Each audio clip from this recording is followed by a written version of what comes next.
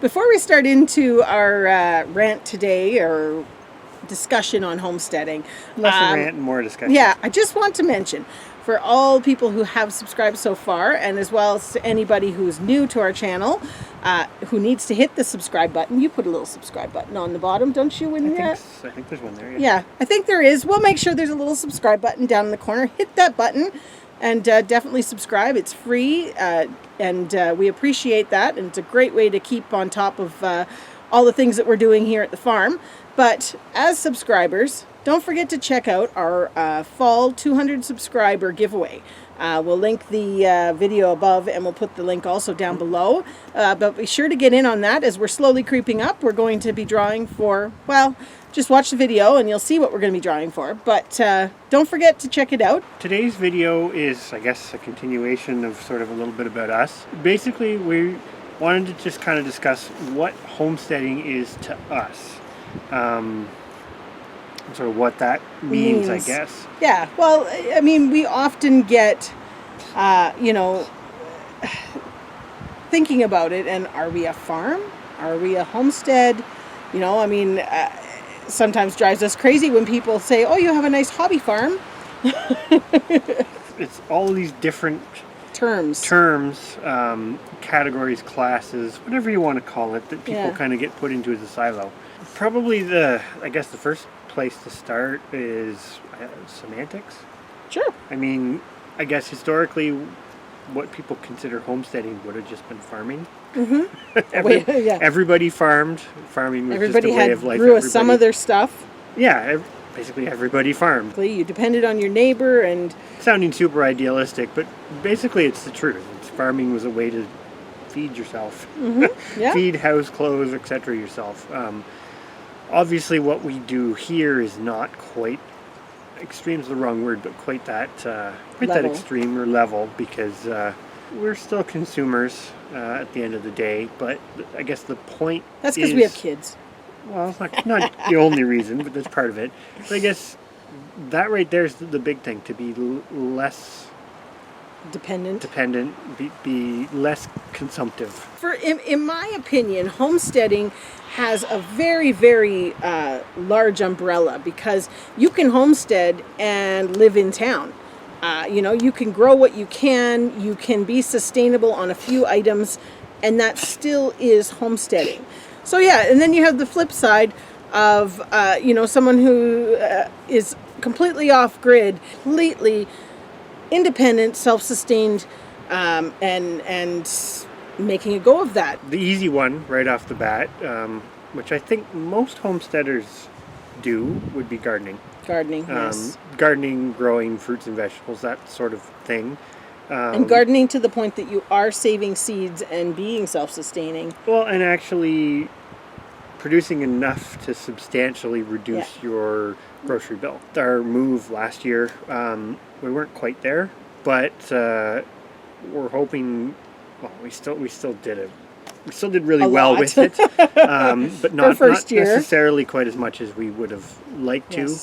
I think that right there is probably a fundamental homestead aspect for us, is gardening, fruit production, vegetables, the plant side of things. I guess the next on that would be preserving, and preserving is a big catch-all thing in itself, which kind of to some degree bleeds a little bit into maybe prepping, because I think almost every homesteader would be viewed as a prepper, because everybody, to a degree, most homesteaders' pantries could sustain them for a minimum of 6 months, because we're obsessed 6 months to a with year preserving every single thing we grow, because you know how much work went into growing that product. Another part, which we probably seem like we focus a bit more on, is the animals.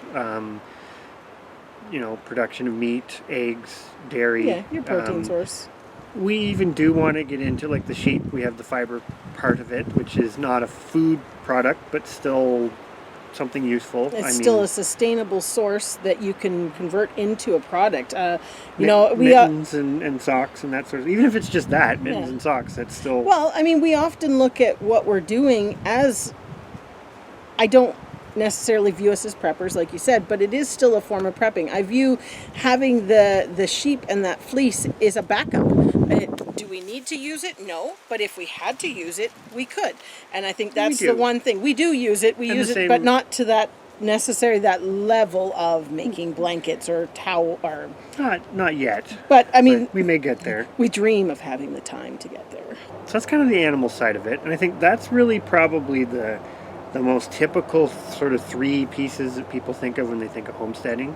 But I think there's other aspects of it too. I mean, we touched a little bit on the prepping, and without going too far on the motivations for that, but I mean, there's one. Another piece would potentially be, and this is where I think there's a bit of a division between what, at least in our minds, would be a hobby farm, sort of a homestead or small farm. I'm going to use that term interchangeably, and I'm going to say commercial operation with a bit of hesitation.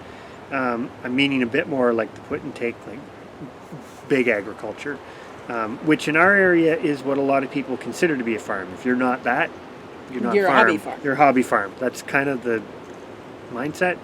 But I think when the homesteading small farm, one thing that people do sometimes overlook is, are there ways for you to bring in some income or supplement your farming endeavors? That's something we haven't really touched on a little bit, but we're planning to talk about that more. But I think that's still part of homesteading. Basically, we're not, we didn't start this adventure, I guess you could call it, way of life. We didn't start it with the intention of how are we going to make it so that it makes money. Homesteading is a way to bring down your costs. It's something that you can take and, well, if I grow a little bit of this costs me less at the grocery store if I do a little bit of this. And then basically kind of trying to get that to then carry itself. So, whether it's selling a few live animals, or maybe you butcher an extra pig and you sell that meat in order to help bring in a little bit just to cover the cost of those animals. But I would say that, in my opinion, homesteading is not about making money. Homesteading is kind of just about keeping the costs down and being less dependent on an outside source for things. That being said, like everything, there are different levels to that and spectrums. Well, we still have to buy feed. We're probably in the middle, and probably always kind of will be. I think homesteading, if I broke it down into a couple things, would be sustainable, or at least attempting to be sustainable. Which also could go into the permaculture ideas. Yeah, the food to forest, degrees.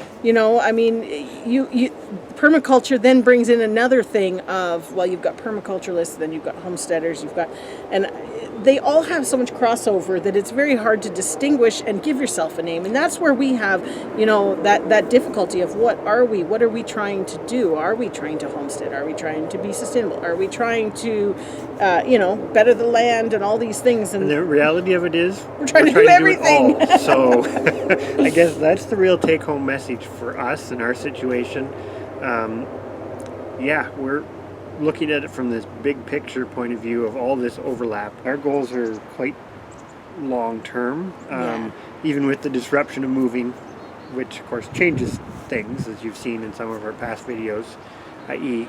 we no longer raise goats and we're now raising cows, but or trying to raise cows. Well, starting to raise cows. Starting with the cows. So things change over time, but we still have a longer term goal for things, and I guess as we continue on the adventure, that's what we're hoping to showcase. How our efforts to get to those goals evolve over time is basically kind of what our channel is going to be about. Subscribe, comment, like, subscribe. That's what the kids always say. The kids always put that in. Definitely, for sure, give us some comments. Let us know what you think and what your ideas of homesteading are. But on that note, we should probably get going and do some other stuff. On to the next thing. But bye for now.